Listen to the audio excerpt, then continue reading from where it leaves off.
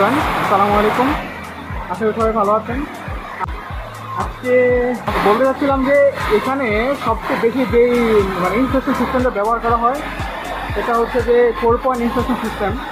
তো অনেকগুলো পয়েন্ট আছে, যেমন ধরুন 10 point instruction system, 2.5 instruction system. তো এখানে সবচেয়ে বেশি ব্যবহার করা হয় আপনার 4 পয়েন্ট ইনস্ট্রাকশন সিস্টেমটাই। বিশেষ করে ইন্ডাস্ট্রিয়াল সেক্টরে এটাকে প্রাধান্য দিয়ে থাকে বেশি আর কি।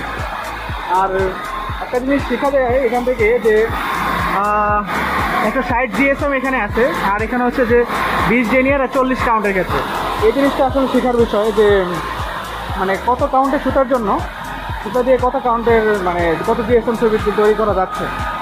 এই জিনিসগুলো আসলে শিখলাম, ভালো লাগলো। আরও অনেক কিছু শেখার বাকি আছে, কালকে শিখবো ইনশাল্লাহ।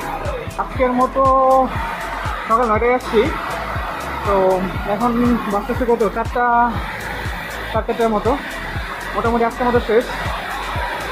তো অনেক কিছু শেখা হইলো, H&M ভাইয়ার সম্পর্কে জানা হইলো। আর তাদের তো তাদের জন্য একটা আউটলেট আলাদা করে আছে যে H&M ভাইয়ের জন্য।